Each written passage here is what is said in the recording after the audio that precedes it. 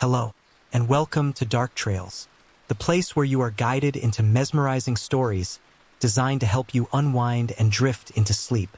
Tonight, we journey to a forgotten place, wrapped in fog and stitched from memory, where a tower stands with no doors, no windows, and no real reason to exist. You are inside it. Right now, the walls breathe like a forest. Cold air slips through cracks in the stone. Moonlight oozes down from a slit in the ceiling, barely wide enough to call a skylight, and lands in a perfect circle around your bare feet. You are standing on something strange, a velvet rug shaped like a keyhole. There is no key, no lock, no hint of an exit. You blink once, twice. You do not remember getting here. You do not remember much at all. Outside, the wind howls like a lonely dog. And if you press your ear to the wall, you might swear you hear music. Something twinkly, familiar, too soft to name. You are not scared, just suspended, as if the world decided to pause. And you are the only one who did not get the memo. You probably won't survive this. Not in the way you think. Not in the dragons and dungeons and daring rescues way. But in the way a version of yourself must end for another to begin. So, before you get comfortable, take a moment to like the video and subscribe, but only if you genuinely enjoy what I do here. And while you are at it, let me know in the comments, where are you listening from? And what time is it over there? Now, dim the lights, maybe turn on a fan for that soft background hum, and let us ease into tonight's journey together. The first thing you notice about the tower is the silence. It is not the absence of sound, exactly, but the kind of silence that hums, the kind that makes your teeth itch. The air tastes old, like someone stored centuries in here and forgot to dust. You check your hands. No rings, no scars, just one faint ink stain across your left palm, like you fell asleep mid-poem. The room is circular. The walls are stone, but they shimmer strangely when you move. Not magic exactly. More like memory pressed into granite. There is furniture, oddly modern, a clawfoot bathtub that does not look plumbed, a stack of notebooks with every page torn out, a kettle with no fire. The only source of light is the hole above, where the moon drips silver like honey. Time does not move the way you expect. The sky outside remains frozen in a shade of blue too deep to name. The shadows inside shift. As though watching, you touch the wall. It is warm, and then the humming stops. You hear a tiny clink behind you, spinning around. You see it, a teacup on the floor that definitely was not there before. It is full of something steaming, violet in color, smelling faintly of crushed violets and regret. A note leans against it, written in perfect calligraphy. You are almost ready. Ready for what? You lift the cup. The heat seeps into your fingers. You do not drink, not yet, but you notice, just beneath the rim, the faint shimmer. The glaze is not glaze. It is letters, tiny, circling the inside lip of the cup like a secret. Don't trust the mirror. That is when you notice it. Across the room, in the corner you were sure was empty 5 minutes ago. A mirror, tall as a man, narrow as a hallway. Its frame is bone white, carved with symbols that feel like they hum at a different frequency. Ancient, delicate, familiar, but you do not approach it. Not yet. Instead, you sit on the rug. You try to think. Why do not you remember who you are? Your name hovers on the tip of your mind like mist over a lake. You see flashes, a silk gown, gold chains, a crown that did not fit quite right, the sound of heels against marble. A whisper in a language you do not know, but understand. It had something to do with freedom, and with running, and with choosing a kind of imprisonment no one could rescue you from. Outside, the wind howls again. You whisper into the darkness. Hello. Nothing. Then, from the wall near the mirror, a brick shifts. You hear a rustle, a slither, something small. You blink, and a tiny lizard pops its head out. It blinks back. Well, says, "I was wondering how long you would mope before noticing me." You freeze. Not because the lizard is talking, but because its voice sounds exactly like your favorite disgruntled barista. He yawns. Let us not do the whole "oh no, a talking lizard" thing. We have done that dance. Trust me. Focus instead on the more important question. Why you put yourself here in the first place. I did not, you say, though you were not sure. You did. Counters. You cursed yourself. Very dramatic, very messy, but elegant. I will give you that. Most people choose frogs or poisoned apples. You chose this. You look around. This what? You ask. The Tower of Almost. The lizard replies, flicking its tail. A prison you can only escape once you remember why you built it. Clue. It is not for fun. The lizard disappears back into the crack. Muttering about tea steeped too long. You stand, cup in hand. Your reflection catches the corner of your eye. The mirror waits. You step closer, against your better judgment. And there it is. Your reflection is mostly you.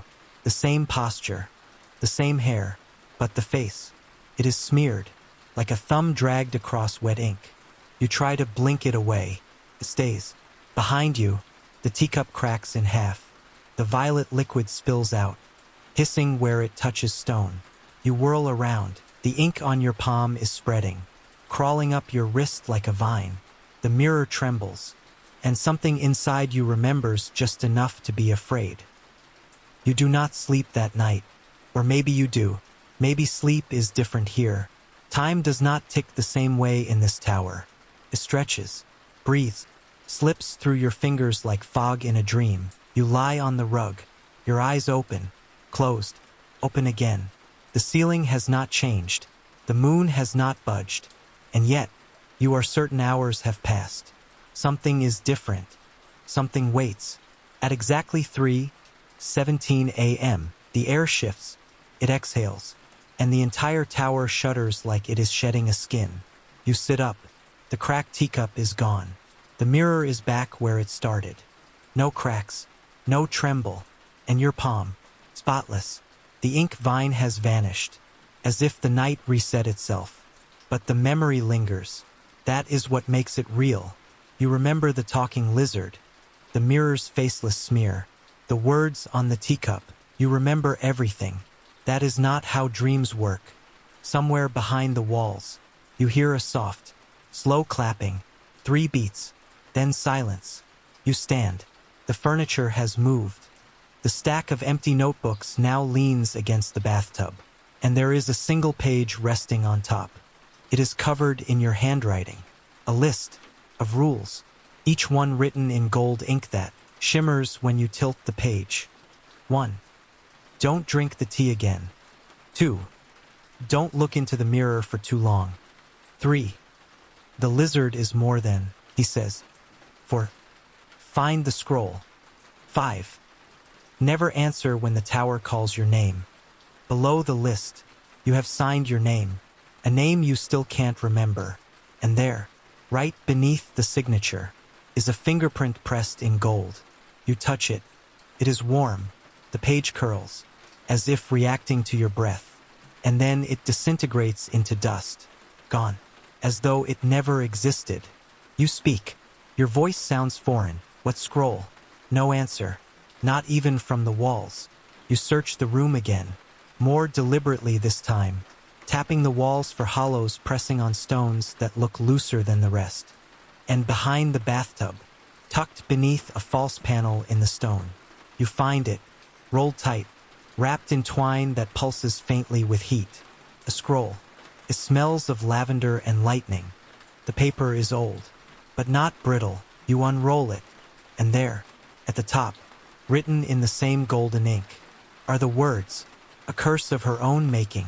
The language below is unfamiliar, full of curves and symbols that seem to rearrange themselves when you blink. You are not sure how you read it, but you do. It is not really words. It is intent. You feel it in your chest, like a heartbeat that is not yours. The scroll tells a story of a girl with too much power and too little patience, of choices made in anger, and love twisted into something sharp. It tells of a crown unwanted, A suitor rejected. A war nearly sparked by a kiss refused. And it ends with a spell, a ceiling, a tower built not by mortar, but memory, and the final line, scrawled in a different hand, reads, "She will remember when she is ready." You roll it back up, and this time, your hands tremble. You cursed yourself. The lizard was right. You do not know why, or what you were running from, but this tower, this endless night, it was not done to you. It was for you. You slide the scroll beneath the bathtub again. Something about it makes your spine twitch, and then you sit, staring at the mirror, wondering what it is hiding now. Still moping, says the voice behind you, "Thimble, the lizard, is back, and he is wearing, somehow, tiny red scarf. Nice scarf." You mutter, "Thanks." He preens, "You gave it to me when I helped you seal the spell." "I did." "You did," he says. "I also asked for a pony, but apparently those do not fit in tower basements. Why would I do this? Why does anyone do anything?" He says, "Fear, anger, love, revenge. Or maybe just because you wanted a break." You royal types tend to lean dramatic. You eye him. "What are you?"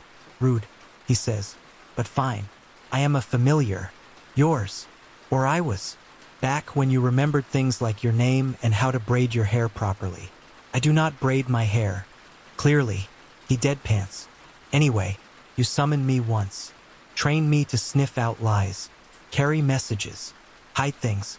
Talk sass. I was very good at it. And then, you locked yourself in here and forgot everything, including me. Honestly, very hurtful." You stare. "Do you know my name? Would it help if I did?" "Yes." "Then no." He grins. You resist the urge to throw him. He scurries toward the base of the mirror, licks the frame, and recoils. Still sealed. "Good job. That thing lies worse than a bard in debt." "I saw my face. Smeared." "No. You saw what you are afraid of seeing. That mirror shows almost truths. It is very fond of implication." You whisper, "Why did I seal it?" Thimble does not answer, but the silence tells you plenty. He finally mutters, "You used it once, to see someone you lost, and it told you something you did not want to know." "Who?" "Not my story to tell," he says, "but maybe your scrolls. I read it. Did you read all of it?" You pause.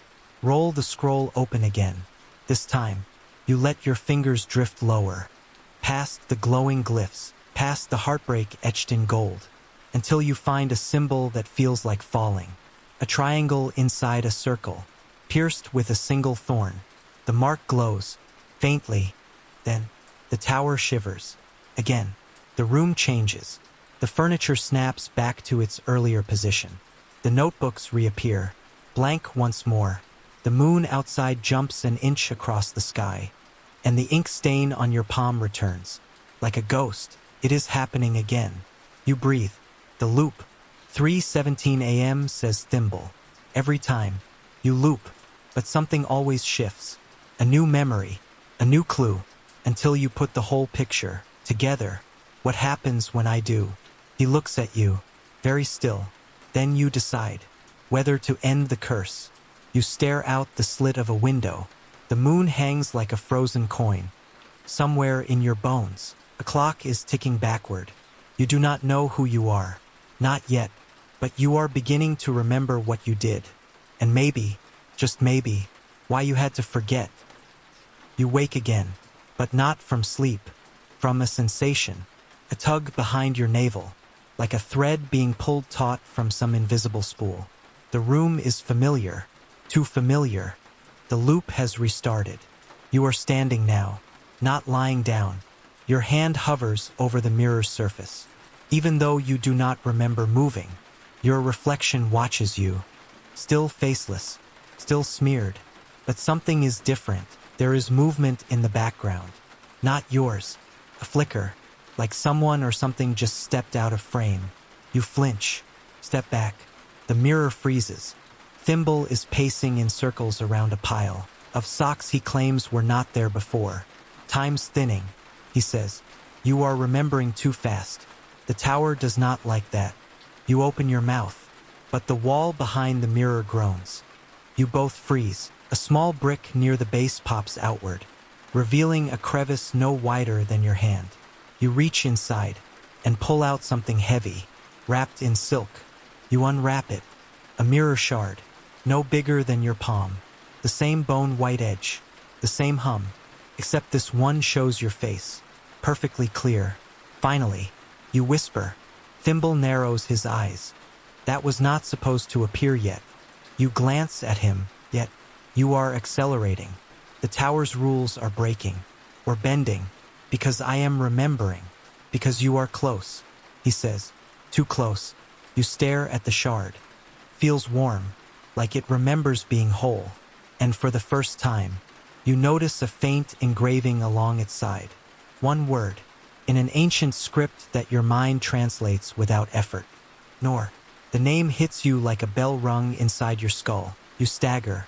That is me. Thimble watches you, solemn now. It was once. You close your fingers around the shard, and the world tilts. The tower shifts. The floor beneath your feet stretches, then snaps back like elastic. You blink, and suddenly, you are in a different part of the tower. A room you have never seen before. Triangular, narrow, with a single window set into the ceiling that bleeds blue light like a wound. There is a pedestal in the center, and resting on it is a book. You step forward, cautiously. The book has no title. Its pages flap in an invisible breeze.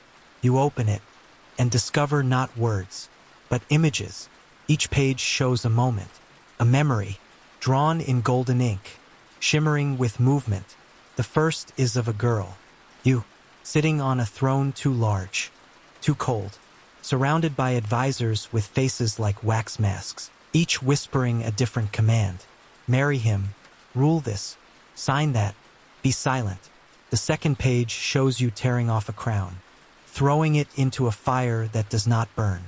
And the third shows a man, smiling, holding your hand, but his face is blurred, erased. Your heart stumbles. Who is he? Thimble says nothing, just hops onto your shoulder, warm and shaking. You are not supposed to remember him yet, but I do. You say, not his name, but the feeling. He made me laugh. He made me. The pages flip on their own. Faster now. You glimpse a forbidden kiss behind library shelves, a stolen horse ride through moonlit vineyards, a secret carved into a tree, and then war banners, red, gold, black, marching toward your kingdom. And the last image, you, standing in the tower, alone, pressing your hand against the scroll, sealing it with gold. The book snaps shut. A whisper slithers through the air. Not yet. You jerk back. Did you hear that? Thimble nods. The tower's voice. It does not want you to finish the story, because the story ends with escape, or with truth, he says, and truth is heavier than curses. The pedestal sinks into the floor, taking the book with it. The window above slams shut. Darkness falls. Only your shard of mirror glows, illuminating the name Nor again. You whisper it, tasting the shape of it. A name both heavy and light. Yours, and not yours. Historians still argue. Thimble mutters. Whether Nor was the girl who saved her kingdom, or the one who doomed it with a broken heart. Which am I? That is the thing, he says. Maybe you were both. You leave the triangular room. The door appears only when you stop looking for it. It opens into a staircase.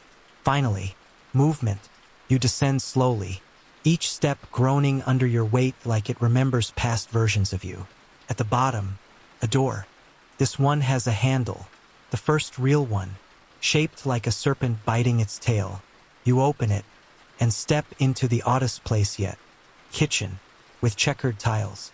A fireplace that is not lit, and an iron kettle steaming with something that smells like cardamom and dreams. I know this place. You breathe. This is my childhood kitchen. Sort of, says Thimble. The tower's good at making facsimiles. This one's stitched from memory. Yours and mine. Watch the teapot. The teapot whistles, lifts itself, and pours into a cup. The tea inside swirls with colors, and an image forms. Your mother's face. No, you whisper. Thimble hops down, silent for once. The tea speaks, not aloud, but into your mind. It shows her, kneeling beside a crib, singing your name, then, older, yelling at a council chamber, defending your right to rule, then, crying, as the war drums sound. She loved you, Thimble says, more than the kingdom, more than her own crown. Why did she let them pressure me? Because she thought you were strong enough to resist them, he says.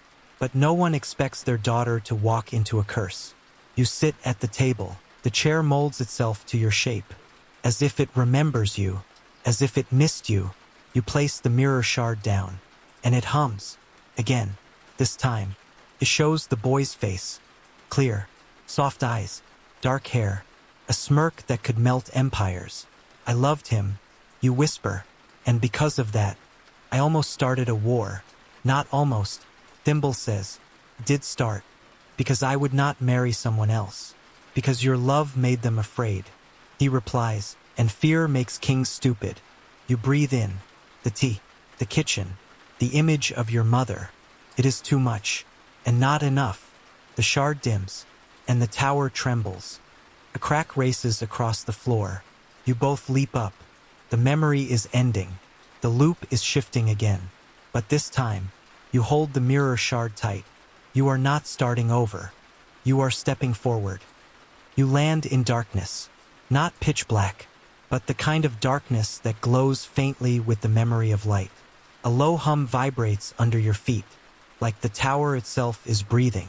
You do not know how you got here, only that the air smells of dust and something ancient. Thimble flicks his tail. Uneasy. We are below, he says. This part of the tower was not meant to be found. Yet, you look around. Shapes emerge from the dark. Shelves, ladders, walls lined with scrolls and books so tightly packed. They look like bricks. And at the center of the room, a well, bone dry, surrounded by candles that flicker in impossible colors. This is, you start, the library. Thimble finishes. In the well, you peer over the edge, expecting to see stone. Instead, you see pages, thousands of them, drifting like leaves in a windless spiral downward into infinity. The well is deeper than logic allows. You lean too far, and the world sways. Thimble bites your ear gently. Careful. It only lets you fall if you want to. Do I? Not yet. You step back. In the corner, an owl carved from folded parchment watches you. It blinks, once, then opens its wings, flaps them, and perches on a pedestal, waiting. Does it talk? You ask. Only in riddles, Thimble says, and only if you ask a question you already know the answer to. That is not helpful. That is the point. You approach the owl. Its eyes are 2 drops of ink suspended mid-fall. What did I lose? You whisper. The owl creaks, its wings twitching. Then it answers in a voice that sounds like pages turning, a thing freely given, but never returned, a kiss without witness, a choice unburned. You blink. That is not an answer. Thimble nods. But it is yours. You sit. The floor is warm. Despite the stone, a scroll floats out from the well, lands in your lap. It is blank, until you touch it.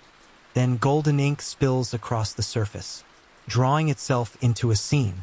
A girl in a red cloak, standing in a field of lavender, facing a stranger in shadow. You know the scene. You were 17.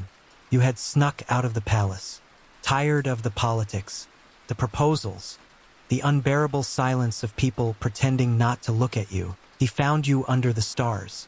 He played a wooden flute and told you a story, not of kingdoms, but of bees, of how they dance in figure eights to tell each other where flowers bloom. And you kissed him. Thimble says quietly, I remember. They saw it. He adds, from the hill, the council, the guards. They did not see love. They saw scandal. They saw rebellion. You say, and they feared it would spread. So they made threats, forced choices. And you ran. You whisper, I ran. The scroll finishes the scene. The field vanishes, replaced by a throne room. You, screaming. Your mother, crying. The boy, gone. And then, the tower, forming around you like a spell wrapping itself in stone. You clutch your chest. The memory hurts, but it is clean, sharp, like breaking glass. The girl in the story was not weak. Thimble says, she just wanted to choose. You nod, and the curse gave me that, didn't it? Froze time. He replies, gave you space, silence, reflection, and hid the world from you, until you were ready to return to it. But why hide the scrolls? Because truth comes in pieces. He says, if you saw the whole story at once, you would never believe it was yours. The owl lifts into the air, circles once, and disappears into the well. More pages follow, spiraling like birds migrating backward through time. You stand, and notice something behind one of the bookcases. A door, half-sized, shaped like an hourglass. You reach for it. It swings open with no resistance. Inside, a single candle burns, illuminating a statue. It is of you, full height, wearing a cloak you do not own, holding a sword you have never seen. And on the plaque beneath it, carved in looping script, nor, last of her name, first of her will. You run your fingers over the stone. It is warm, not like fire, but like sun-soaked memory. Historians still argue. Thimble says, whether this tower ever really existed, or if it was just a metaphor, a dream, a lesson carved into myth. What do you think? I think you are standing in it. He shrugs. And that is enough. The statue's shadow stretches across the floor. You follow it, and find a lever, ornate, shaped like a quill. You hesitate. This will end the loop, won't it? Or break it open? Thimble says, either way, no more restarts. You grip the lever, pull. The tower groans. Candles blink out. The floor cracks, but instead of collapsing, it unfolds, like a pop-up book, revealing a spiral staircase leading downward, lined with vines that glow with pale blue thorns. Ready? Thimble asks. No, you say, but I am going anyway. You descend. One step, then two. Each footfall echoes with memories. Laughter, screams, silence. At the bottom, a door of glass. Behind it, your bedroom, the real one, or maybe a memory of it. You open the door and step inside. On the bed, your old journal, your handwriting, chaotic, rushed, defiant. The last page reads, if they won't let me love, then I will make a world where I can. You sit and cry for the girl who built a prison just to feel free, and for the woman who is finally ready to walk out of it. The tower hums, softly, like it is proud. You wake to birdsong, real birdsong, not the echoing kind you sometimes heard in the tower walls, but a bright, unfiltered melody leaking through cracks in the stone like spilled honey. You sit up, the journal still in your lap, but the words on the page have changed. Now they shimmer in a pale violet ink, for lines repeating, over and over, like a poem trying to become a spell. You chose the silence, you chose the stone, you built the cage, you sat the throne. But when the wind begins to moan, the girl who breaks it walks alone. You do not understand it, not all of it, but it hums in your chest like something waking up. Thimble stretches beside you, yawning like a cat. Well, he says, poetry. That is a new development. We must be near the garden. What garden? The Queen's Garden of Warnings. He says, only appears when you are ready to face the parts of yourself you buried. Sounds delightful. Oh, it is, he says, assuming you enjoy plants that whisper your worst memories. You raise an eyebrow. Are you joking? Very rarely. You follow him through a hallway that was not there before. The walls are covered in ivy, but when you look closer, the leaves are not leaves. They are tiny folded notes, hundreds of them, pinned into green stems. Each one bears your handwriting and your voice. You reach for one, unfold it. I should not have let him go. I should have fought harder. Your voice speaks it aloud as you read it, not with judgment, but with tiredness. These are your regrets. Thimble says, you fed them into the tower, and it bloomed them like seeds. Can I take them back? Only if you want to plant something else in their place. You pass through the hall, into a room that is not a room. It is outside, somehow, a walled garden, under a sky that is too pink to be real. The trees bend like they are listening. The flowers pulse gently with your heartbeat, and in the center, a throne made of thorns. I do not remember this. You say, you would not. Thimble says, you built it in a memory that never fully formed. This is where you made the final decision. You approach the throne. It is smaller than you expected, like it was designed for a version of yourself that was not quite finished. On the seat, another scroll. This one is sealed in wax, deep red, and stamped with your name, Nor, the real name. You break the seal. The scroll opens without resistance, and this time, it speaks in your own voice. I, Nor, of my own will, do seal away my name, my title, my pain, and my love. Let no one remember me until I remember myself. Let no one find me until I find what I lost. Let this tower protect, confuse, frustrate, and challenge me until I am worthy to wear my own crown. You sink onto the edge of the throne. The words settle into your bones. Not punishment, not exile, but choice. You were the one who did not need saving. Thimble says, but you still needed time. You breathe. The garden sighs with you. A flower blooms beside your foot, white with a golden center. You recognize it. Moonlace. It only grows where healing begins. Historians still argue. Thimble muses, whether the queen vanished into legend, or simply walked out one day and rewrote her story. Why not both? You murmur, why not indeed? A wind rises, soft but strong. The garden petals lift, spinning in lazy circles. A door opens in the far wall. Not a physical door, but a shimmer, a boundary. Beyond it, the real world, or the part of it that still remembers you. You step forward, but something catches your eye. A vine, thicker than the others, winding around a statue. The statue is you again, but older. Her hands are open, not clenched, and in one palm, she holds a single word, etched into stone. Forgive. Who do I need to forgive?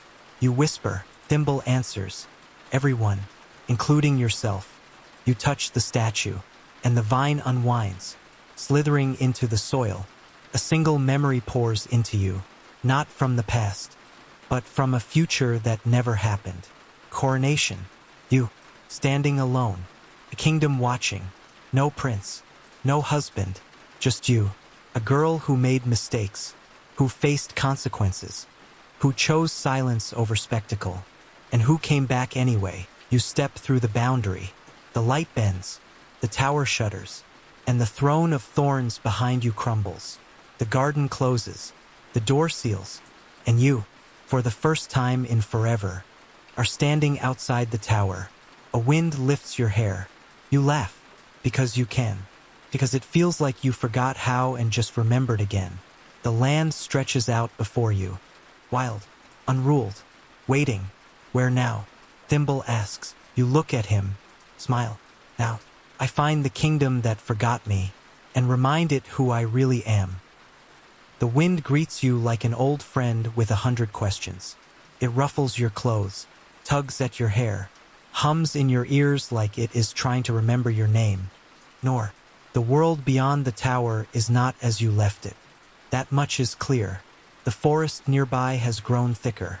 The stars above form constellations you do not recognize. Even the moon seems different, lower, fuller, watching. How long was I gone? You whisper. Thimble adjusts the tiny saddlebag you did not notice he was wearing. Hard to say. Time's funny when it is wrapped around memory. Could have been days. Could have been 100 years. Great, you mutter. So I might be a folktale by now. You are a folktale, he says cheerfully. At least 3 ballads, 1 heretical doctrine, and a board game. You pause. A board game. It is very popular with traveling bards. He says, the objective is to escape the tower. Everyone dies, except the lizard. Of course, you step onto a dirt road, overgrown and nearly invisible. It leads west. The direction feels familiar. Your feet remember it even if your mind does not. Trees lean over the path like old women sharing secrets. And as you walk, the silence changes. Not gone, but softer, less hollow. You hear the rustle of creatures, the distant trickle of water. A bird that laughs like a toddler trying to lie. Where are we going? Thimble asks. The capital. You say, surprised at your own certainty. If I am forgotten, I want to see what they replaced me with. You travel for hours. The sun never rises, but the sky lightens, turns a shade of pale lavender. The air thickens. Warmer now. You cross a bridge made of woven roots. Pass a field where the flowers grow in the shape of eyes. All watching, all blinking. That is new, you say. Very avant-garde. Thimble nods. They call this the reach. It is what happens when magic and memory forget where the border is. Does it hurt people? Only if they deserve it. You do not ask what he means. Ahead, a small town appears, surrounded by mist. It looks familiar, but only from dreams. You enter slowly, expecting alarm. Gasps. Villagers pointing and whispering your name. Instead, nothing. A few children chase a hoop. A man sells glowing pears. A woman sings to a chicken with unsettling sincerity. You are invisible here. This used to be part of my kingdom. You say, maybe still is. Thimble hops up onto a barrel. Look, you follow his gaze. The statue, right in the square, of a woman in a cloak. No face, no name, just an inscription. The princess who walked into the tower. That is me, you say, sort of. They got the nose wrong. Thimble mutters. A child tugs at your sleeve. She looks up, eyes wide. Are you a ghost? Why do you ask? Because you feel sad. You kneel. Smile. Ghosts do not cry, do they? She thinks. Maybe only the real ones. Then runs off. You stand slowly, something in your chest tight. They do not know who I am, but they remember someone. Thimble says, and sometimes, that is all a legend needs. You move on, through the town, past the statue, following signs written in a dialect you almost recognize. The capital is 3 days' journey. If the roads still run straight, you stop that night beneath a twisted oak.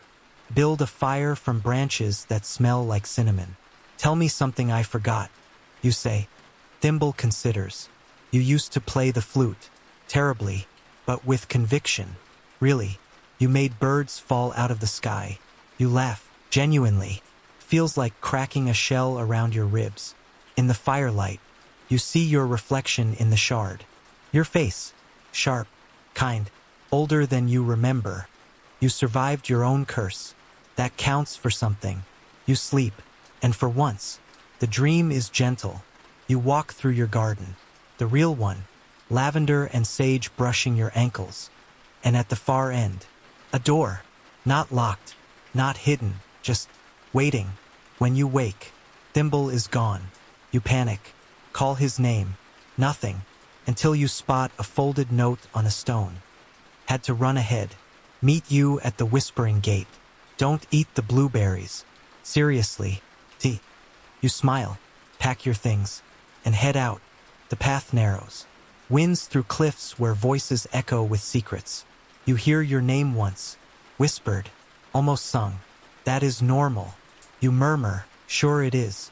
Ahead, the land opens, and there, between two hills, is the gate. Not a real gate, just two stones carved like open books. Between them, mist.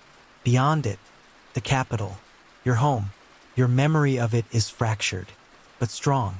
A palace with 7 towers. A throne room that smelled of jasmine and parchment.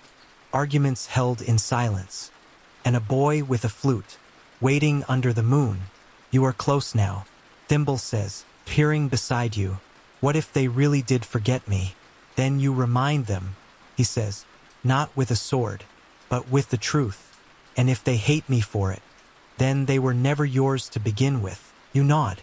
The shard in your pocket pulses. You take a breath, step through the gate, and into the city that once was yours, and maybe again. You step through the whispering gate and everything changes. The air thickens, like syrup folded with memory.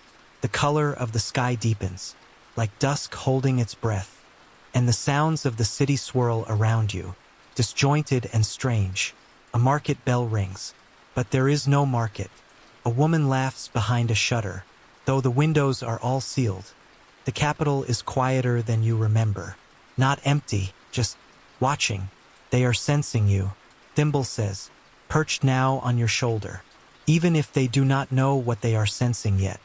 Is that good? It is inevitable. The main road stretches forward, still paved in the same black stone that glows faintly underfoot, etched with names of rulers long past. You look down, expecting to see your own. Nor, it is not there. Instead, someone has chiseled a long line where it should have been, not erased, but withheld, a deliberate absence. They did not forget me. You whisper. They removed me. Clean cuts leave scars just the same, Thimble says. And someone thought your memory was sharp, enough to be dangerous. You move forward. People pass you. They do not stop, do not stare, but they hesitate, just a fraction of a second too long. Like a dream they almost remember. A little boy drops his apple, picks it up, and stares at you as he bites into it, never blinking. You turn left at the old clock tower, now covered in ivy shaped like feathers. A mural appears, painted across an entire wall. It shows a girl in a red cloak, standing between two armies. Her face is shadowed, but her stance is defiant. You know that stance. It is yours. Beneath it, scrawled in ink, the one who refused. They kept my story. You murmur, but not my name. Names give power. Thimble replies. Even now, you feel it. Do not you? You do. Your body vibrates with it, with the tension of being recognized, but not identified. The palace appears ahead, sprawling, layered, heavy with history. It is both older and newer than you remember. Marble domes patched with copper, ivy threaded with runes, banners of green and silver instead of red and gold. A different dynasty, maybe, or simply a new coat of paint on the old story. The guards at the outer gate do not stop you. You walk past them, not unseen, but somehow unacknowledged. Like your presence is wrapped in a fog they are too polite to notice. You are not supposed to be able to do this. Thimble whispers. Something's changed, or I have. You reply. Inside, the palace is eerily quiet. No courtiers, no scribes, just echoes, and the smell of jasmine. Strong, too strong, like someone is trying to remember what the past smelled like. You follow the scent, past the gallery of broken treaties, past the fountain of silent tears, up the spiral stairs that once made your ankles ache from pacing. The throne room, double doors of obsidian carved with the story of the first queen. You push them open. The room is empty, mostly. A single figure stands by the window, looking out at the city. A woman, tall, regal, wearing your crown, not quite right on her head. She turns, and your heart stutters, because you know her. Her name is Sirene, your cousin, raised alongside you, always second, always watching. Her eyes widen, just a flicker, then she smiles. You are late. I was not invited. You reply. She walks slowly toward you, not hostile, not welcoming, just composed. I told them you were gone forever, she says, that you chose exile, that the tower had consumed you. You believed that. I hoped it, she says simply, but hoped even harder you would never come back to prove me wrong. Thimble growls low. But you ask, because they needed a queen, she says, and I was the next best shadow. You glance around, and what kind of queen did you become? One who kept the peace, ended the war, rewrote the stories, hid your name in every record I could find. So they would forget me, so they would move on, she says. You were too much.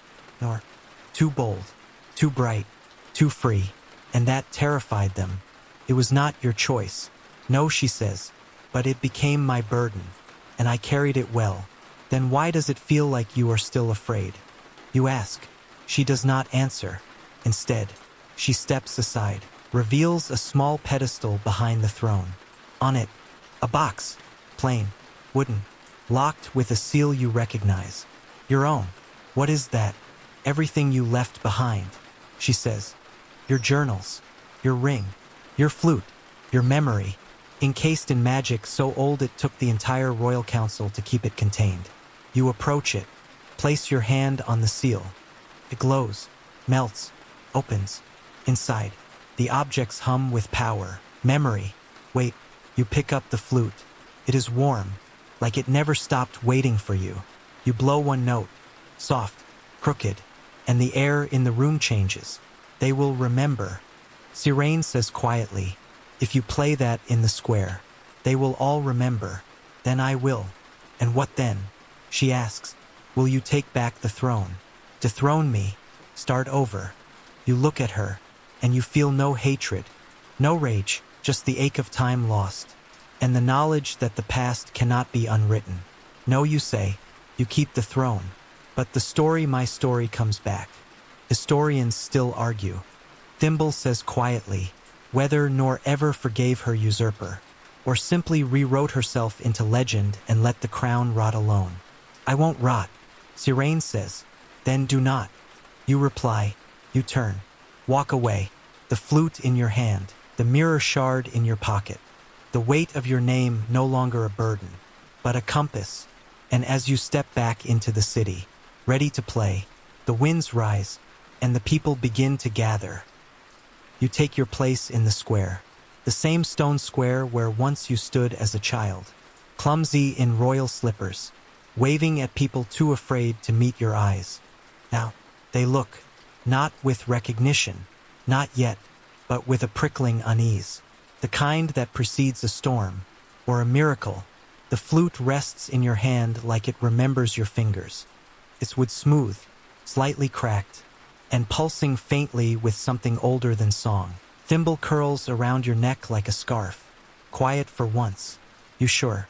He asks. You nod, and then you play. The first note is shy, wobbling in the air like a soap bubble. But the second rings true, and by the third, the city stills. You do not remember the melody, not with your mind, but your bones know it.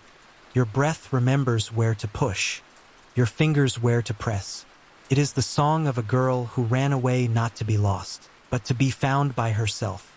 The melody winds around the statue of the one who refused, around the market stalls, the alleyways, the rooftops, curls into open windows and slips beneath door frames.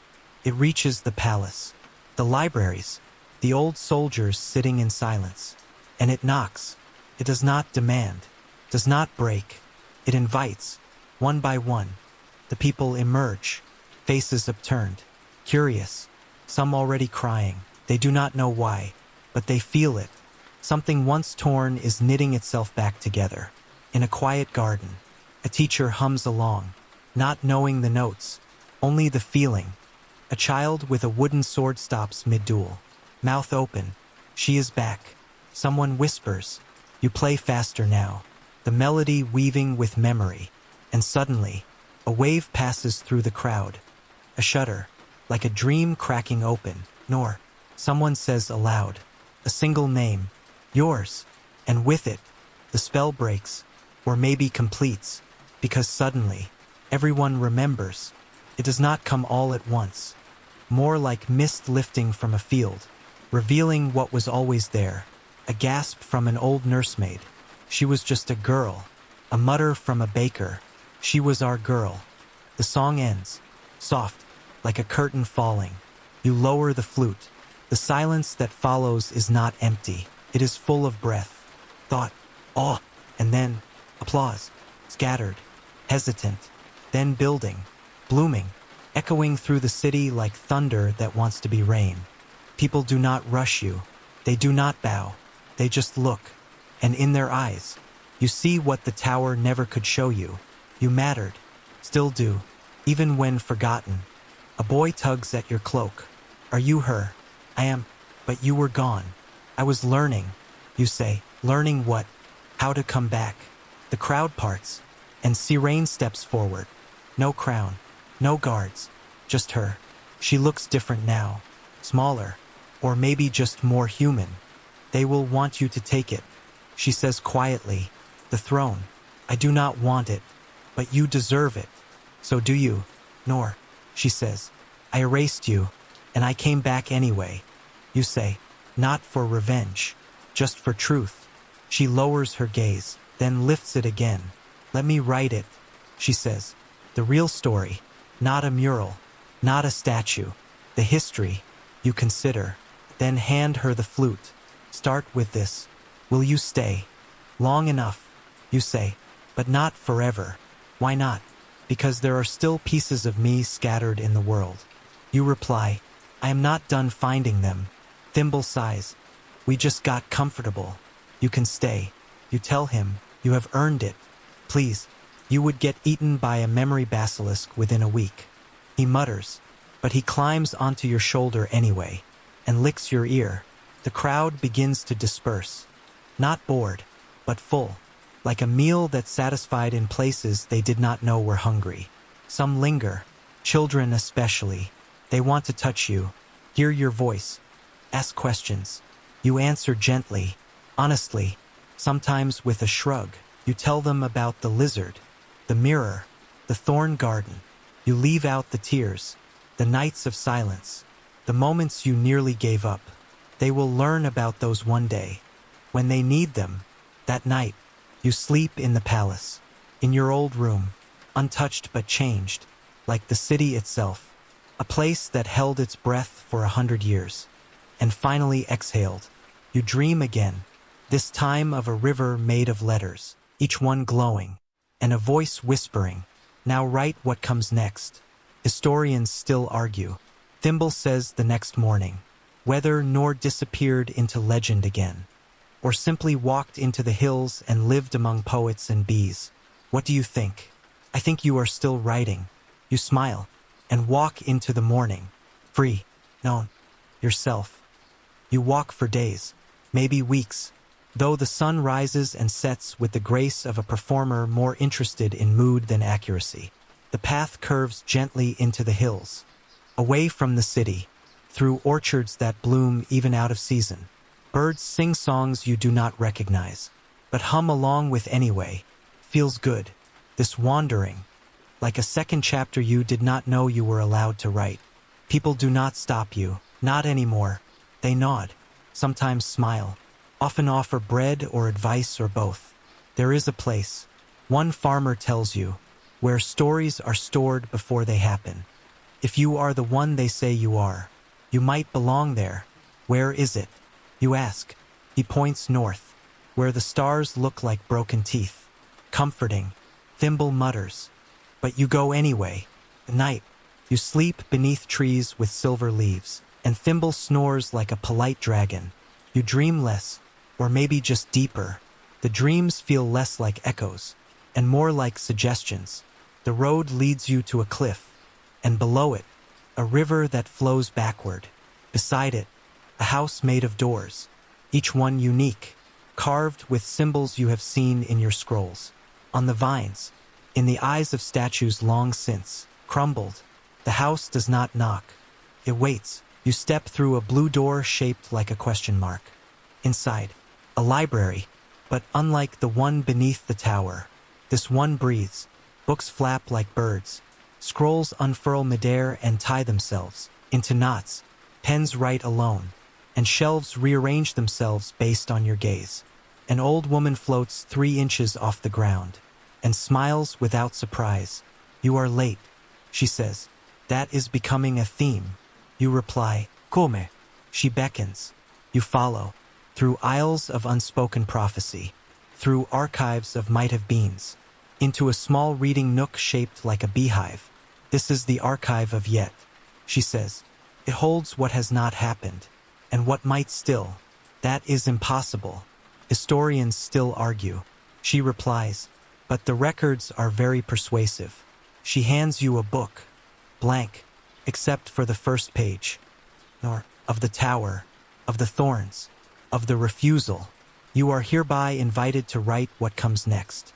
You stare. I am not a queen. Not anymore. Exactly, she says. You are something rarer. A girl who survived her own story and still wants to keep telling it. You sit, touch the page. It warms. The ink appears slowly. Your handwriting, tentative but sure. You write about the flute, the garden, the statue that whispered forgive. And as you write, the book grows heavier, more real. What happens if I stop?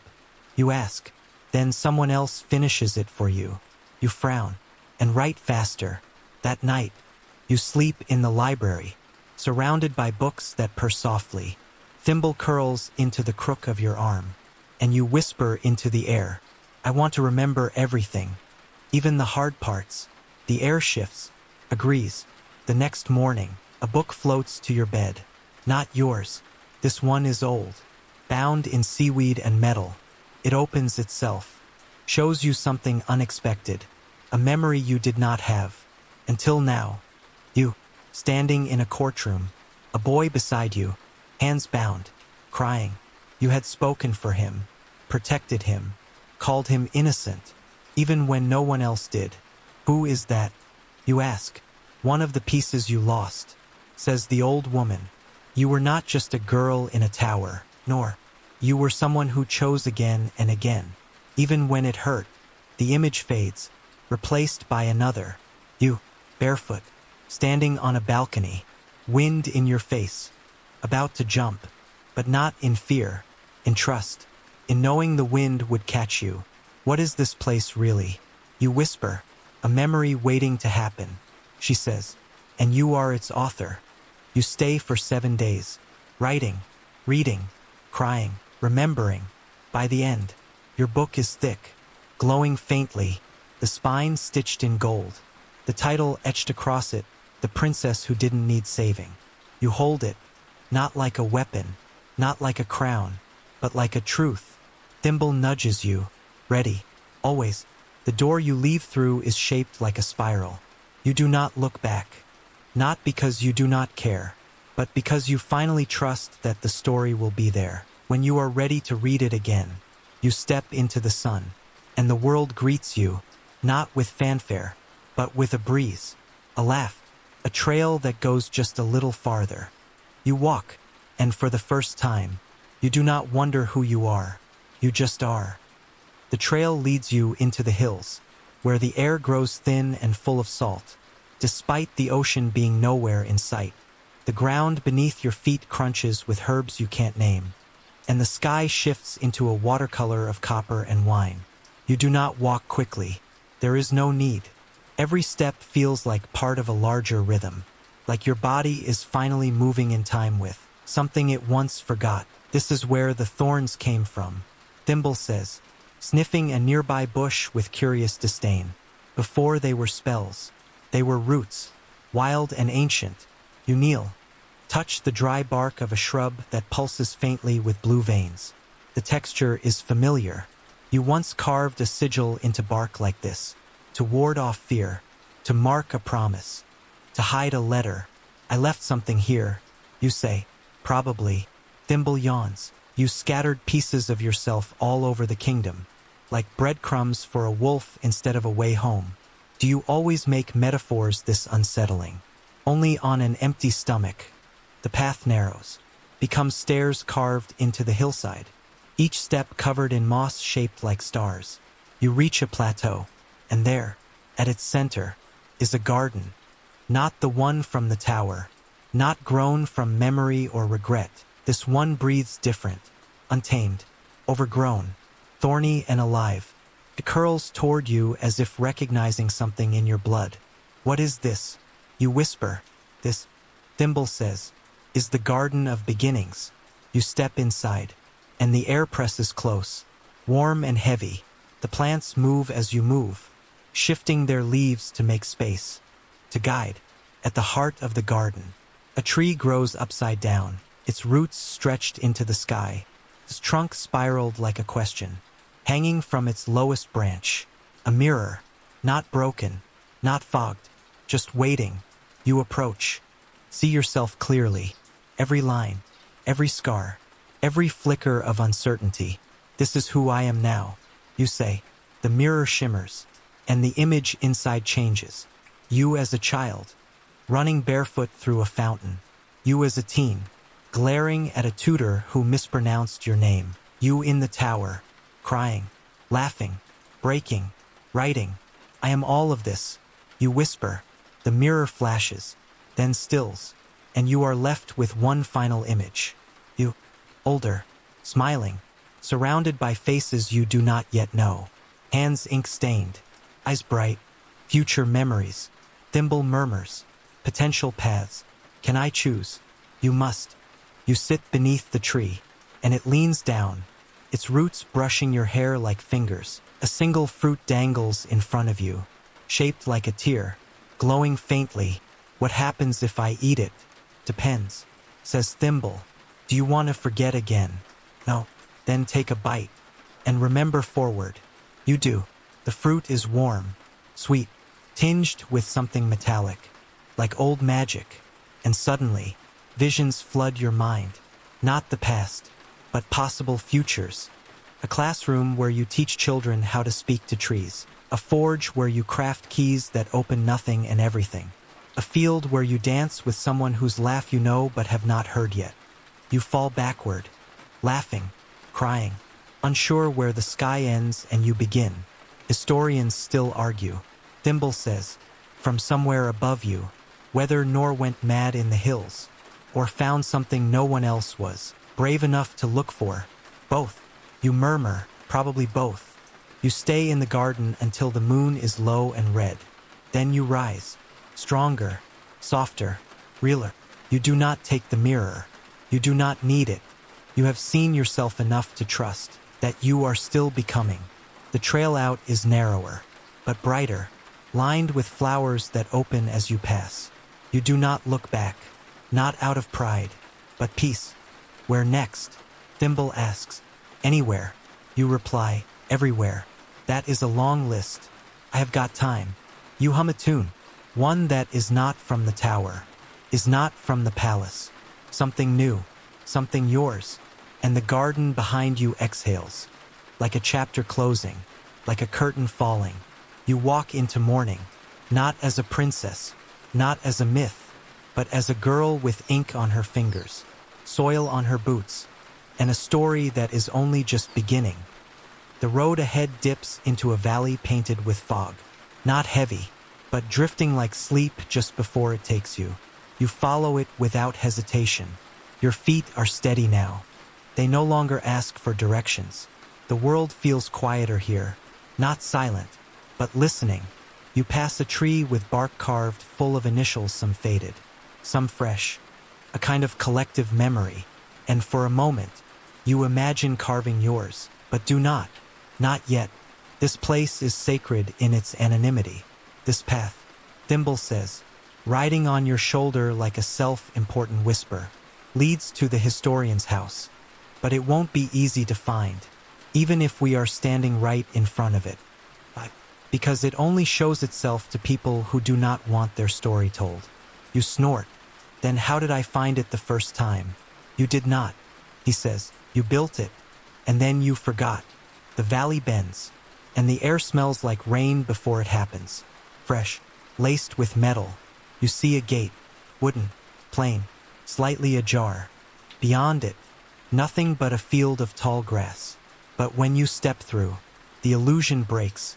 A house unfolds, slowly, piece by piece, like it is remembering how to be a house. The shingles flutter into place. The windows blink open. The door creaks, not from age, but from habit. Inside, dust hangs like secrets. There are shelves of half-written books, feathers, maps with no borders, a fireplace that burns with blue flame. You lived here, Thimble says, between the forgetting and the remembering.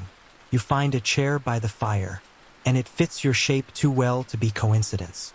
On the mantel, a clock ticks backward, each click undoing something, not time, but hesitation. You open a drawer and find letters addressed to you, dozens of them, all in your own handwriting, sealed with wax shaped like thorns. You open the first one. If you are reading this, you have survived the curse. You remembered your name, your choices, your truth. Good. Now comes the hard part. You must decide whether to tell the world or keep it safe inside you. There is power in both, but you do not owe anyone your pain. You close the letter, and your hands tremble, not from fear, but relief. That version of you, the one who wrote this, knew you would make it, trusted you enough to leave breadcrumbs, not to lead you back, but to lead you through. You stay in the historian's house that night, thimble curled beside the fire, snoring, the blue flames reflecting in his little eyes. You read until dawn, not for answers, but recognition. You are not piecing together a puzzle anymore. You are the picture, and now you are just learning to name the shapes. In the morning, the fog lifts, revealing a path behind the house, one you never noticed before. It winds through a grove of birch trees, their trunks white as bone, their leaves whispering in a language that makes your skin hum. Each tree you pass shows a flicker of something, not memories, but possibilities. A child with your laugh, a stranger with your eyes, a garden filled with music instead of flowers. Do I get all of these? You ask. If you want them, says Thimble, but you do not have to choose now. The path leads you to a clearing, where a single book lies open on a stone. You pick it up. The title reads, The Kingdom That Forgot. Inside, your story, not as legend, not as warning, but as truth. The mistakes, the refusals, the silence, the screams, the mirror, the lizard, the curse, the choice, and written on the last page, in delicate ink. Nor returned, not to reclaim, but to remind. You close the book. A breeze lifts the corner of the final page, teasing you, inviting you to add more. Is this the end? You ask. Historians still argue. Thimble says, but I think you have stopped waiting for their permission. You nod, slide the book into your bag, and step into the trees again. This time, not to escape, not to hide, but to live. The world waits, and you, at last, are ready to meet it on your own terms. The trees thin, and the sky above opens into a pale blue so wide it feels like a question. You step into it, into a stretch of open land that looks like it has not seen footsteps in 100 years. The wind picks up, warm and curious, carrying the scent of crushed lavender and pages long turned. You follow a dirt path barely visible beneath wildflowers, as if the earth itself was trying to forget it existed, but had not quite succeeded. This was once a road.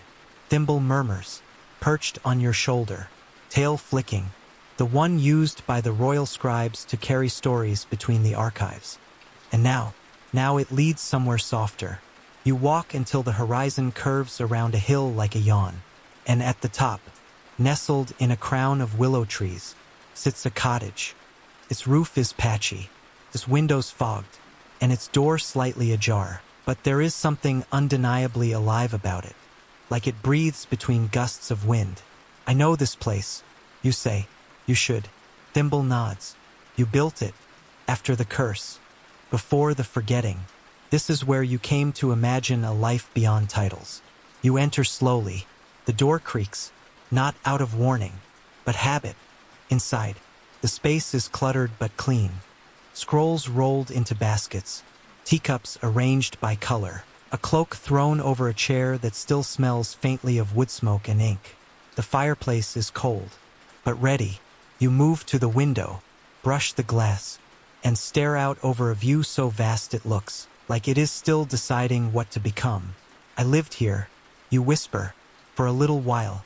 Thimble confirms, until the memory became too dangerous, and you let it go. On a table by the hearth lies a journal, its cover worn, spine fraying, but clearly loved. You open it, page after page of entries written in your hand, but older, steadier, braver. They do not tell a story of royalty or rebellion, but of moments, quiet ones, the kind no bard would bother to sing, planting beans that never grew, laughing at your own terrible jokes, learning to sleep through thunder, befriending a bird that stole your buttons. You were not just escaping the palace, Thimble says softly. You were learning how to be small, and still enough to listen to your own voice. A single pressed flower falls from between the pages, moonlace, white and delicate, the same that bloomed in the garden of thorns. You slide the journal into your pack, not out of sentiment, but because it feels like a promise.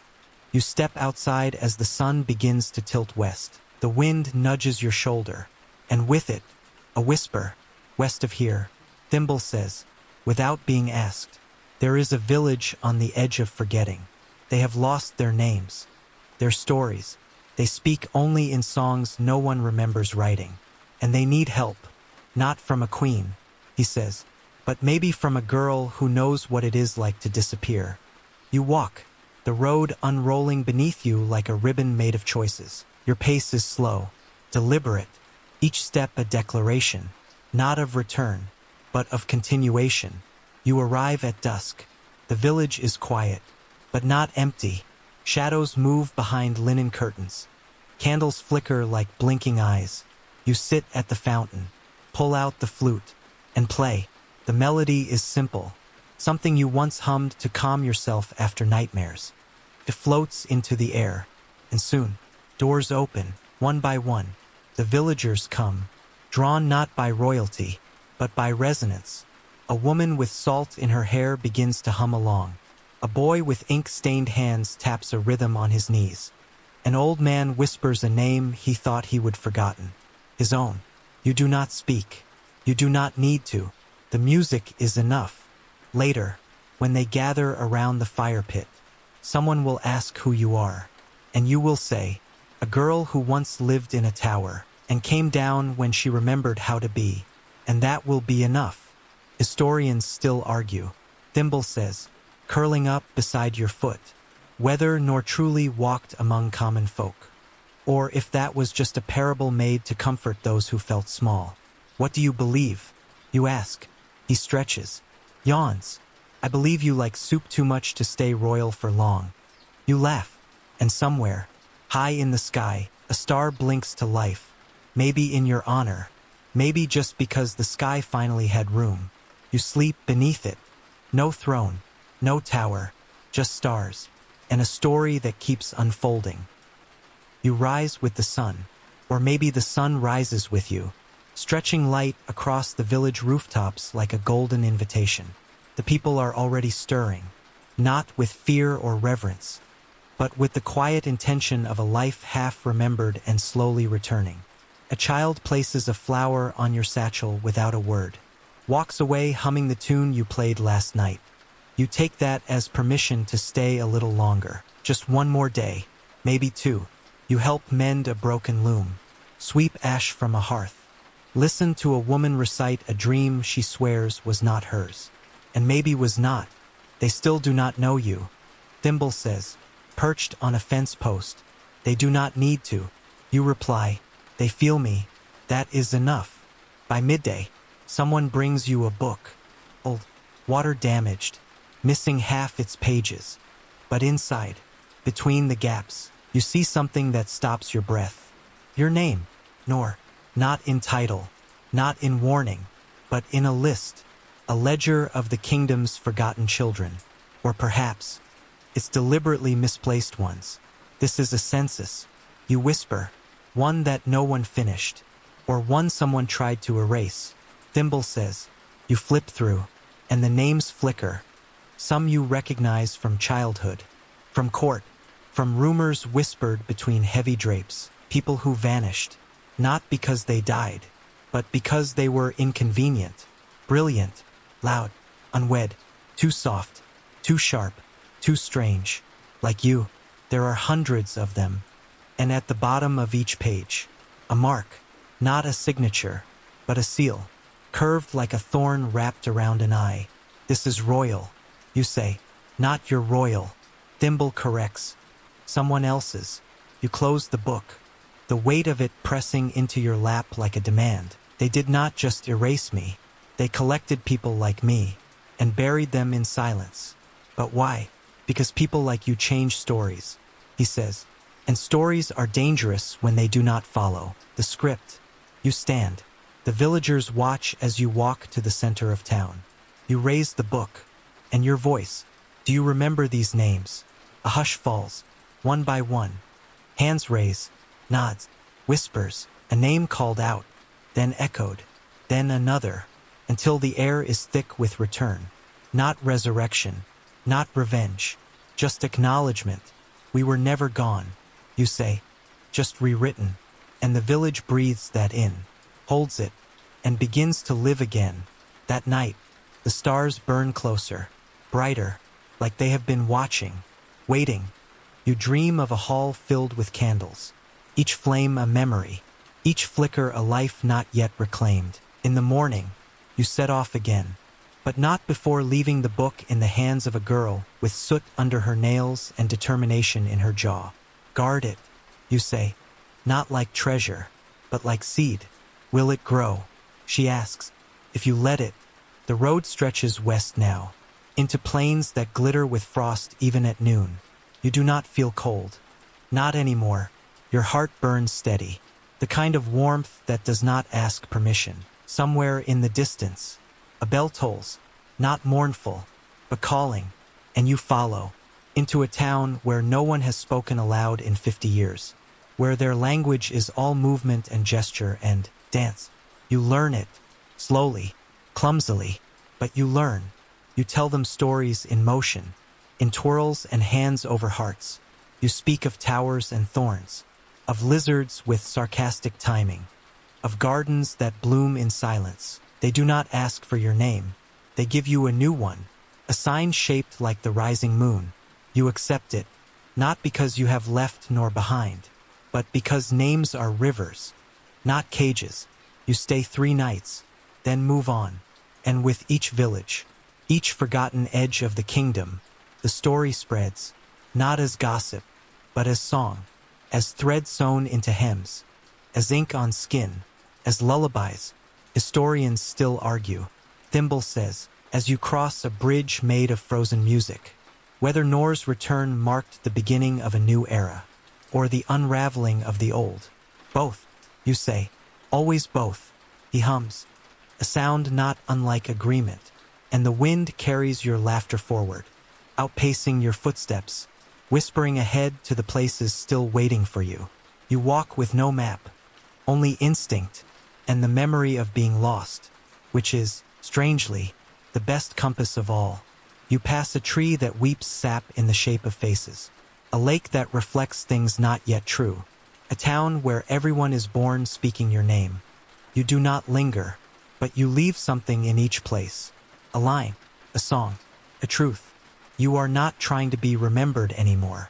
You are just trying to remind people they exist, that their stories matter, even when no one writes them down, even when the record keepers fall asleep, even when the tower is gone, and the crown has rusted, even when all that is left is breath.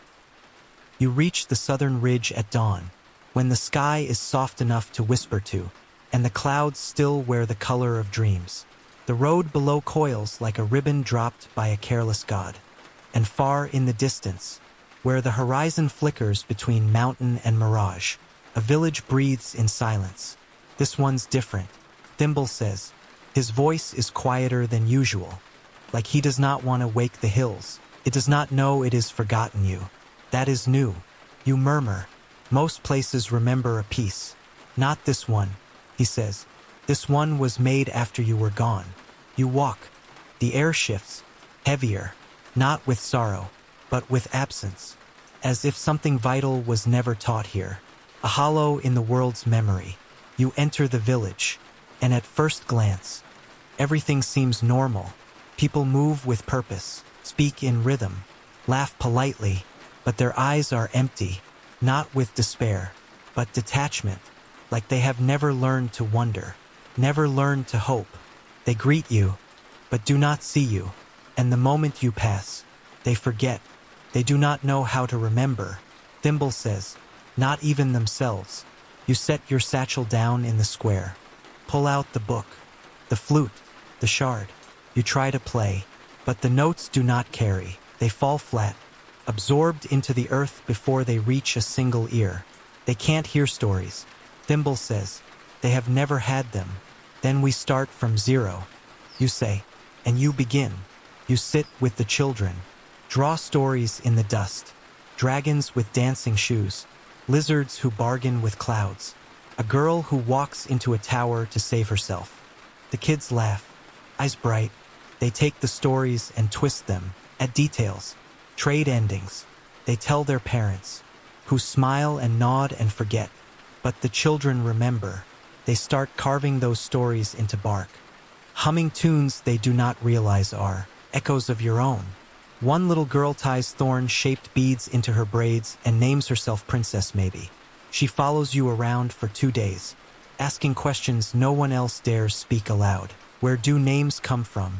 From the choices we make. And what if I choose not to be afraid? Then your name will carry that strength. The elders grow uneasy, not angry, just confused. Why does she tell these tales? They ask. We have enough to eat, a roof, peace. What else could we need? You do not answer. You just keep showing them. You dig a hole, plant a single moonlace seed, tell them it blooms only for truths, and every day they come back to check, waiting for it to open. On the 3rd day, it does, just a sliver, just enough. The whispers begin, not rumors, not fear, but possibility, the idea that something might be missing, and that missing thing might matter. It is working. Thimble whispers, slowly. Stories are slow. You say, but they stick. On the 7th day, a boy draws a map of a tower that does not exist. Labels it maybe nor was real. That is how it begins. Thimble says, a question. The village does not change overnight, but you see the shift. They start asking why the wind sounds different near the well. Why some children dream in colors no one else sees. Why they feel something when you sing. You do not explain. You let them wonder. And then, you leave. Quietly. No speech. No ceremony. Just one story left behind. Carved into the underside of a table. A girl. A crown. A choice. A smile. You walk west again. The land unfamiliar. The wind singing in new accents. You pass a tree with a mirror tied to its trunk. You stop, look, and laugh. The reflection is you, of course, but also not. You are a taller. Eyes lined with starlight, hair braided with bits of other people's stories. You have grown, not older, just wider, like your soul has more surface area. Historians still argue. Thimble says, stretching across your shoulder like a sash of sarcasm. Whether Nor became a goddess of stories, or just a woman with a very long walk. Why can't I be both? Now that is the correct answer. You find a cottage with no roof, where a family welcomes you anyway. You share soup, mend a blanket, tell a tale. In return, they gift you a stone that glows when held in silence. You do not ask how it works. You just keep it, because it reminds you of the tower, and how sometimes the most powerful magic is the kind that does not explain itself. You move on, into desert, into frost, into city and swamp. Each place adds a word to your story. Each night, you whisper those words into the stars, so they do not forget, so you do not forget. And one day, when a child asks you, are you the girl from the tower? You smile and say, no, she was just the beginning. You find the edge of the world not with a crash, but a hush. A forest rises before you, dense, tall, and humming with stories that have not yet decided how they end. The trees are silver-barked, leafless, but glowing faintly from within, like someone lit their roots with secrets. This place was not on any map. Thimble mutters. That is because maps only mark what has already been claimed. You reply, this is what comes after. The forest does not ask for your name. It already knows it. You feel it in the way the wind curves around your shoulder. How the path beneath your feet does not twist, but adjusts. Every step forward is a step deeper into yourself, into what happens next. A signpost greets you a few paces in. Though no one could have placed it, the letters rearrange themselves depending on how you squint. Welcome to the kingdom that remembers. Or was it the kingdom that forgets? Maybe both. The path forks, and you take neither trail. Instead, you follow a rabbit carved from chalk and memory. It hops twice, then waits, hops again, then waits. Thimble is unimpressed. We are following a chalk rabbit. We have followed worse. Point. The rabbit leads you to a glade where the ground is covered in books. All open, pages fluttering. Unreadable. Every untold version of your life. Thimble says, ones you almost chose. You kneel, touch one. The image shimmers. You in a boat, sailing away from the kingdom entirely. Never returning, never reclaiming your name. You close it gently, then another. This one shows you marrying the flute boy, settling down, never stepping into the tower. No curse, no forgetting, just a life. Simple, sweet, quiet. Would you have been happy? Thimble asks. I do not know, you say, but I would not be me. Nor, says a voice behind you. You spin. A woman stands beneath the tree. She is older. Taller. Eyes like mirrors, and hair woven with thorns that bloom. Who are you? You ask. I am every nor you did not become. She says, I am the might have been, the what if, the path not taken. Are you angry? No, she says. You chose well, but you need to see us. To remember that your story was not the only one available, that your truth was carved, not gifted. She gestures around. These are not failures. They are echoes. You nod, and the forest shifts again. This time, the trees part, revealing a tower, but not your tower. This one is made of glass, filled with light. Each window holds a moving image, piece of your life. You approach it.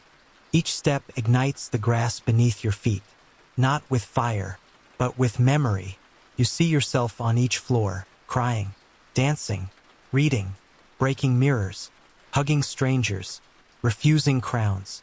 And at the very top, a window opens. You climb the spiral staircase inside. Each step sings, soft and clear.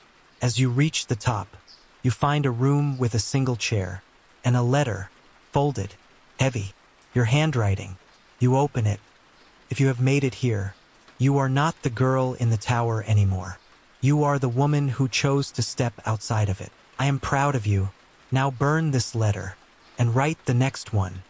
You set the letter down, and it catches flame before it even touches the ground. The fire smells like jasmine and paper, and fades with a sigh. You sit, pull out a fresh sheet, and write, to the next girl who thinks she needs saving. You do not, but if you forget that, I left a few breadcrumbs behind, just in case. Love, nor. You tuck the note into a drawer that closes without sound. The tower blinks, then vanishes. You are standing in the forest again, and the chalk rabbit bows before dissolving into the wind. Historians still argue. Thimble says, whether this forest was real, or a metaphor for acceptance. I think it was both. You whisper, you turn, walk back through the trees, which now part like old friends, and you feel lighter, not because you have left anything behind, but because you have reclaimed it all. Even the almost, even the might have beens. You carry them now, not as weight, but as wind. You walk until the forest becomes field, until the field becomes stream, until the stream becomes sky, and somewhere, a child is born, with eyes like yours, with a name that tastes like promise. And one day, she will hear your story, maybe around a fire, maybe in a dream, and she will know she does not need to be rescued.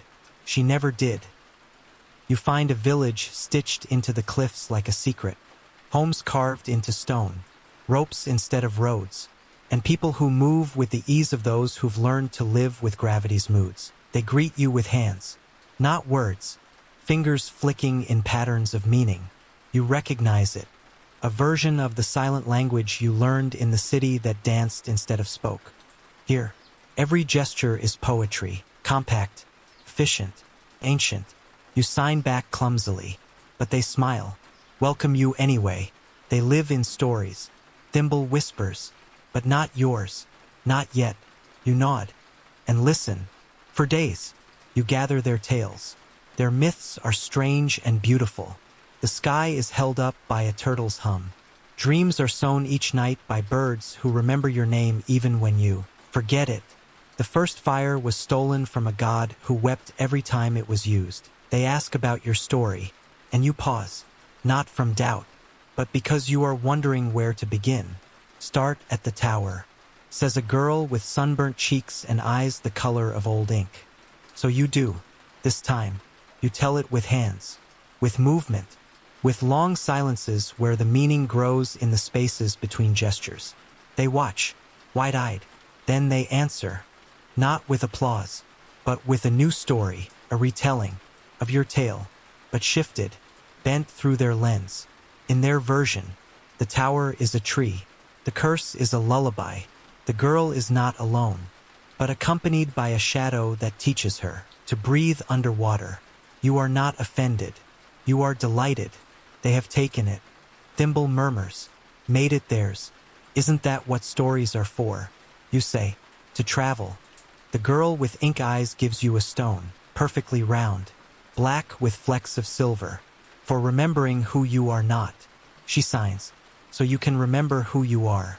You stay the week, help build a rope bridge, sing nonsense songs into a canyon just to hear them echo, teach the children how to shape leaves into floating lights. On your final night, they host a silent feast. Everything is shared, passed, gifted, and when the fire burns low, they gift you a coat, stitched with stories, a patch for each one you told, another for each one they gave back. You wear it, and feel warmer than you have ever felt, not just in skin, but in soul. We remember now, the elders sign, thank you for leaving your story here, not just telling it. You leave before sunrise, quietly, no goodbyes, just the wind curling under your coat, carrying a thread of your laughter back through the canyon. The path beyond winds into fog.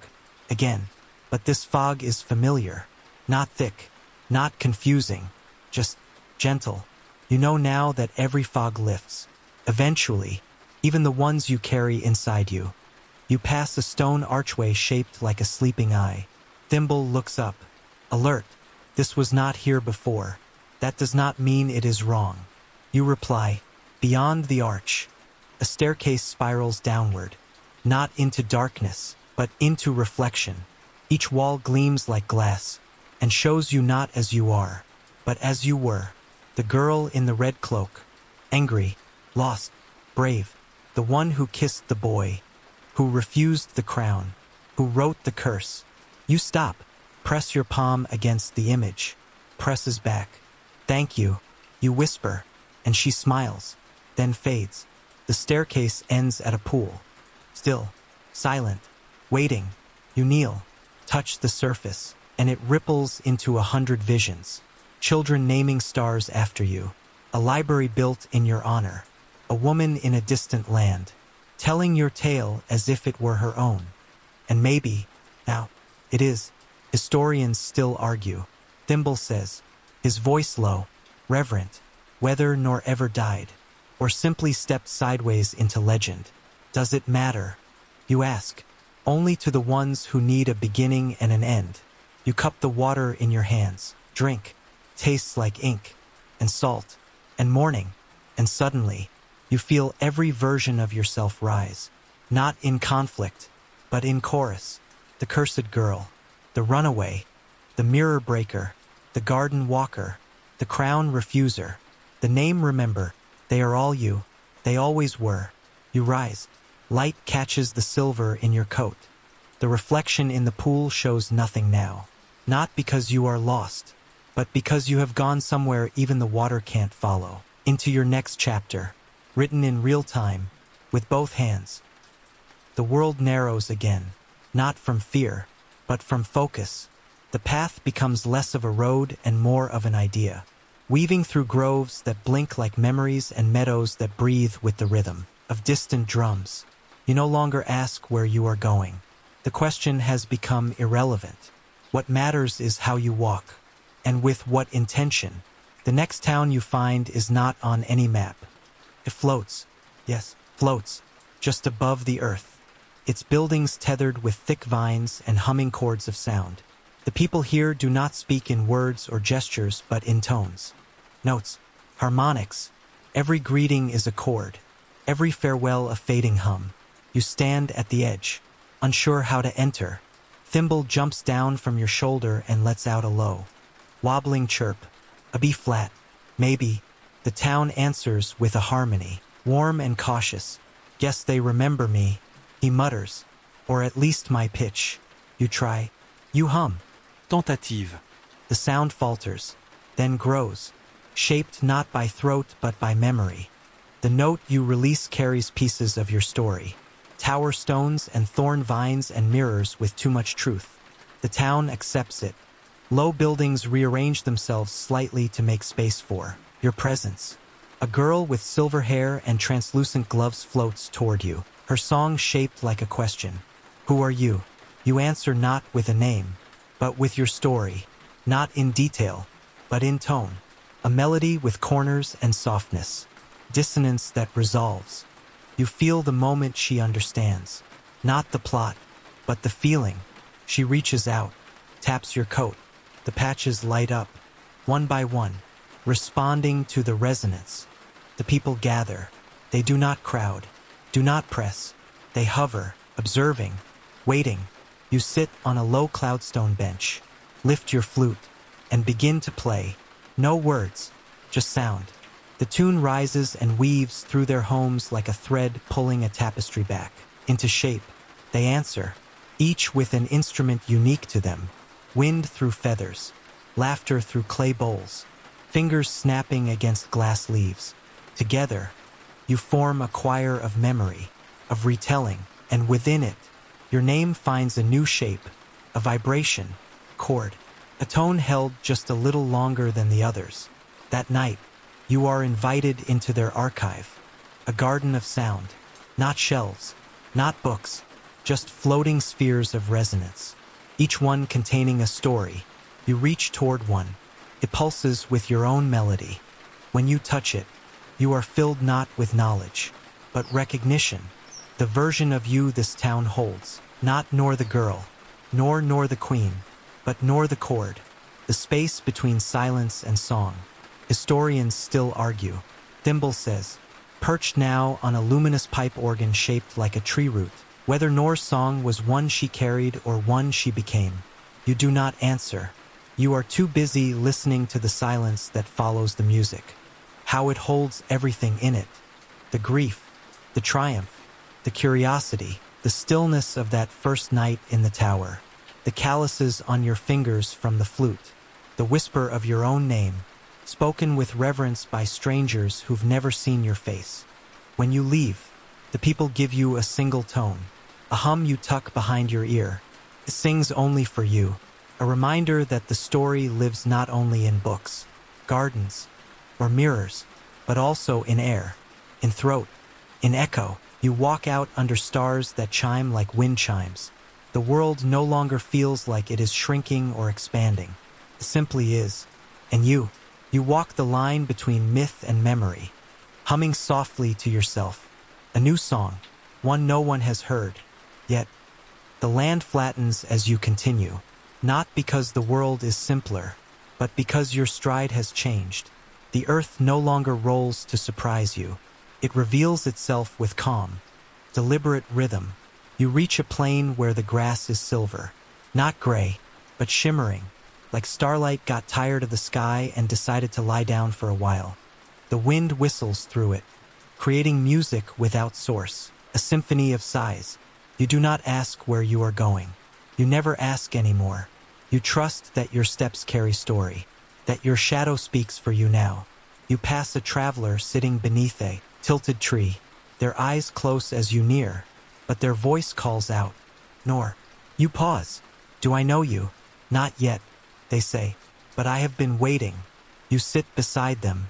Their face is marked by time, by road, by choice. You offer bread. They offer silence. The two of you share it like a meal. Finally, they speak. You remember everything now. It is not a question. Almost. You reply, then it is time. For what? To stop walking. You blink. That is the first lie you have told today. They smile. Fair. Then maybe just rest. You lean against the tree. Watch the silver grass ripple. The traveler speaks again. Do you ever wonder how many people needed you to survive? Not often. You admit. Then wonder now, they say, because your survival was a story they built ladders from. You do not answer, but you understand. The flute in your satchel hums. Softly, like it is remembering something before you do. You dream that night beneath the open sky, of a firefly that tells riddles, of a mountain that bleeds wine, of a name carved into the back of the moon. Yours. You wake, heart steady, sky blushing with dawn, and the traveler is gone. But a message is pressed into the dirt where they sat. Not words, but a pattern. A sigil you last saw etched into the edge of the cursed scroll. Protection. Or was it permission? You follow the direction it points. The plane shifts into salt flats, blinding and bold, and you walk it with ease, barefoot, knowing it can't burn you anymore. On the horizon, a city, shimmering, not quite real, yet fully present. You step into it. The streets are clean, the towers silent. There are no people, but you feel them, the ghosts of those who once waited for your story to find them. The walls echo with your footsteps, and then, the library. You knew it was coming, but still, it stuns you, a spiral of stone and starlight, taller than anything that should stand. Inside, it is empty, just one chair, and one pedestal. Upon it, your book, The Princess Who Didn't Need Saving. It is heavier than you remember. Breathing, pulsing, full. You touch it, and it opens, revealing a final blank page. You look to Thimble, who has remained unusually silent. Is this it? Not the end, he says, but the pause before the next breath. You sit, take the pen that appears beside the pedestal, and write, I am Nor, and I remember. I am Nor, and I wandered. I am Nor, and I returned. I am Nor, and I release the story, so others can find theirs.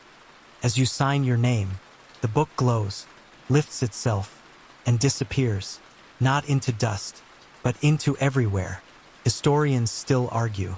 Thimble says, hopping into your lap, whether that library was ever real, or just the place stories go when they are strong enough to walk alone. You stand, smiling. What do you think? I think you built it, and that is all that matters. The library door opens behind you.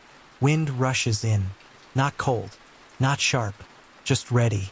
Where now? You ask. Wherever has not heard your story yet.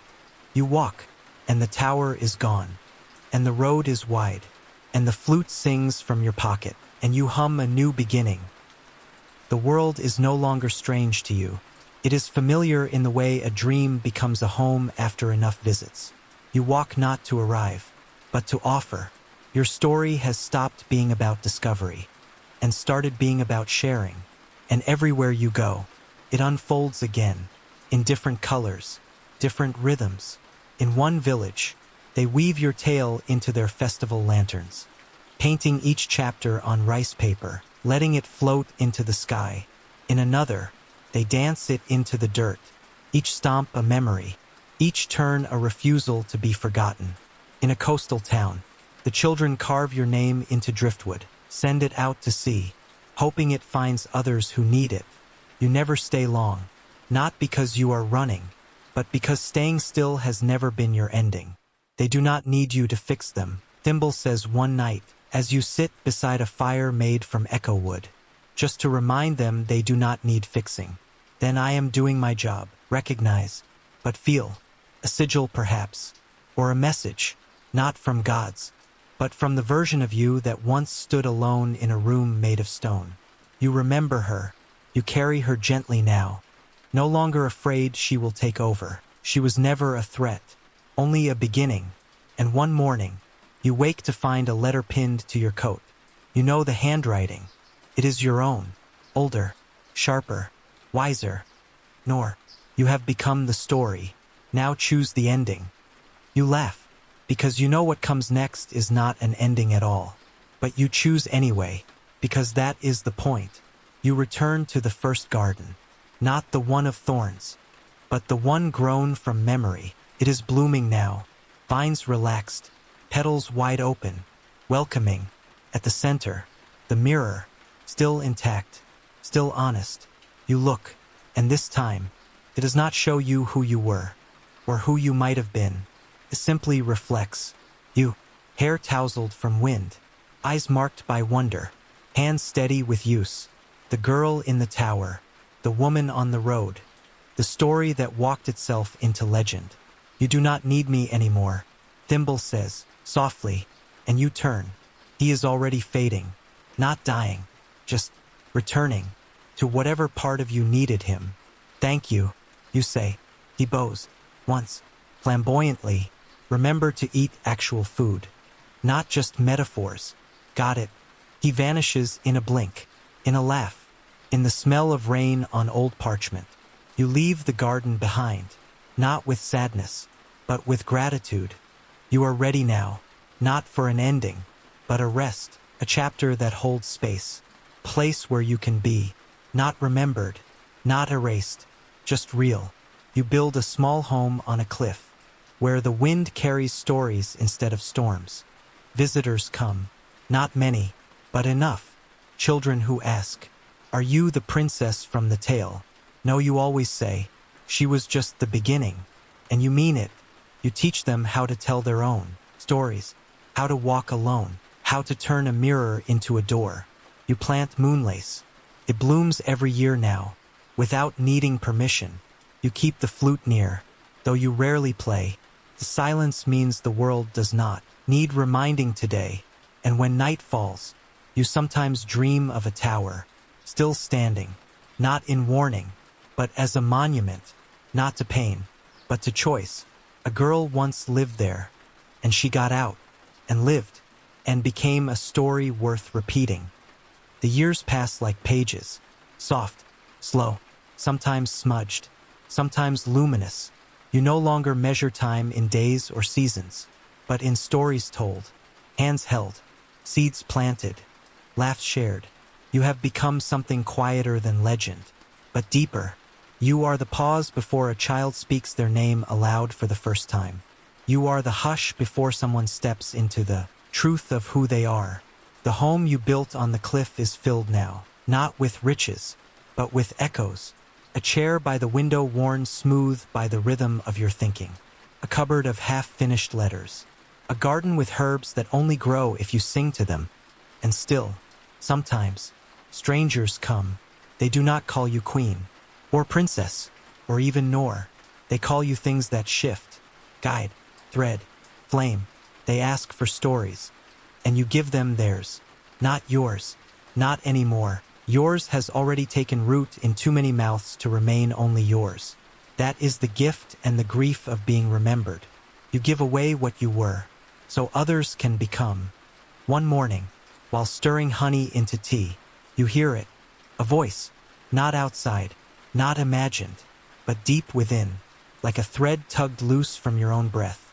It says, "It is time." You do not ask what. You do not have to. You step outside. The wind is warm, full of whispering seeds. The ocean far below blinks silver, like it is waiting. You walk, past the garden, past the gate, barefoot, nothing packed.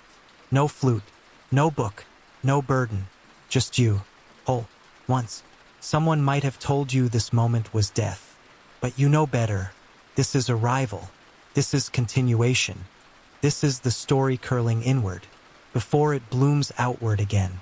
At the edge of the cliff, path unfolds in light, not blinding, not loud, just steady.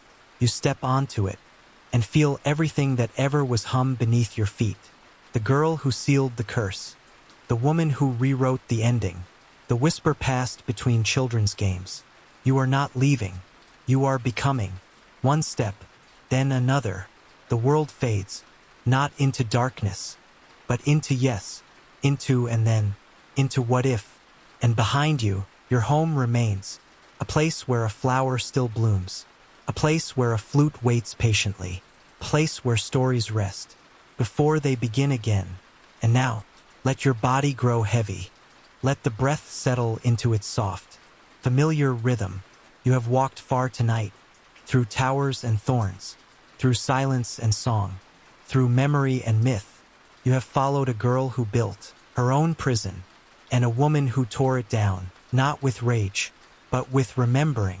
Feel the ground beneath you, solid, real. Let it hold you, the way the world held her, even when she forgot it was trying. Let your eyelids soften, like petals at dusk.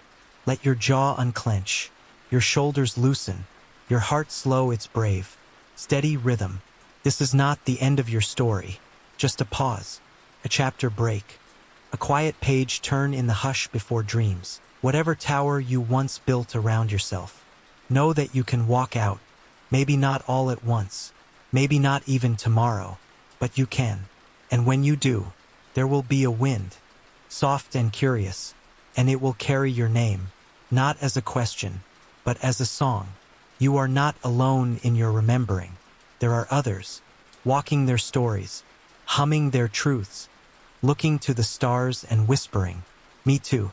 So rest now, not because the journey is over, but because your body deserves the peace of being still. Inhale, gently, exhale, slowly. You are safe, you are seen, you are whole. And when you are ready, the story will wait for you, just beyond the edge of sleep.